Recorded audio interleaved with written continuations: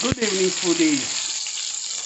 मौसम है मस्ताना, ऐसे में कुछ स्पेशल है खाना, तो सोचा क्यों ना आज बनाया जाए कुछ समथिंग यूनिक, समथिंग स्पेशल।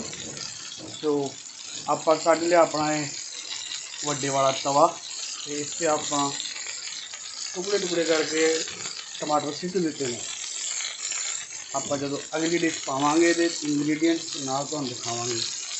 दूजे पासे अपने हो रहे हैं कॉर्न बॉयल, नाल बनावांगे असीं आपां कोई कॉर्न की डिश जी। साडे टमाटर हो गए ने थोड़े जे नरम, तो हुण आपां इहदे च पा दईए थोड़े जे मसाले।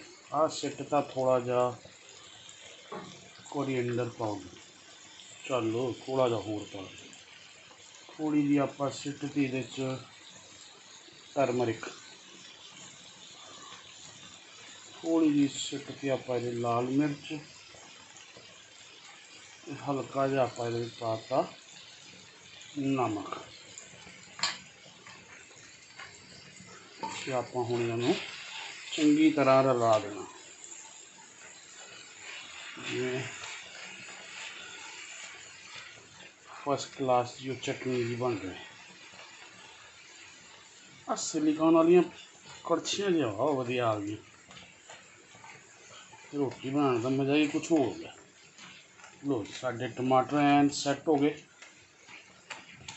हुण आपां वेट करांगे। टमाटर लाल हो गए जी, मसाला तैयार हो गया साडा। आपां हुण इहदे सिट्टते ने चिकन सीख कबाब। तो हुण तुहानूं आइडिया तो हो गया होएगा कि मैं तवा चिकन सीख कबाब बना रहा, लेकिन इहदे च मैं थोड़ा जिहा ट्विस्ट लियावांगा। वो आपां थोड़ा जिहा भुन जाण, करारे जे हो जाण, फिर आपां पावांगे।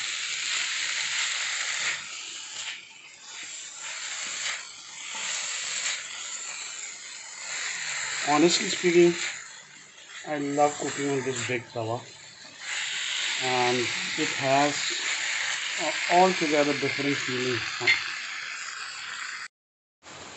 Dish is almost 50 to 60% ready. So now we are adding, sprinkling some dry mint leaves, means pudhina.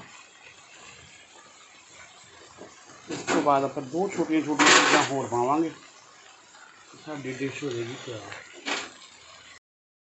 Colour बहुत वधिया हो गया जी। हुण आपां इसनूं थोड़ा जा रिच करांगे। रिच करन वास्ते आपां पावांगे 1.5 चम्मच वेरका दा मक्खन, और इसनूं स्पैशल फ्लेवर देने वास्ते आपां इहदे च पावांगे 2 टीस्पून होममेड पुदीना चटनी।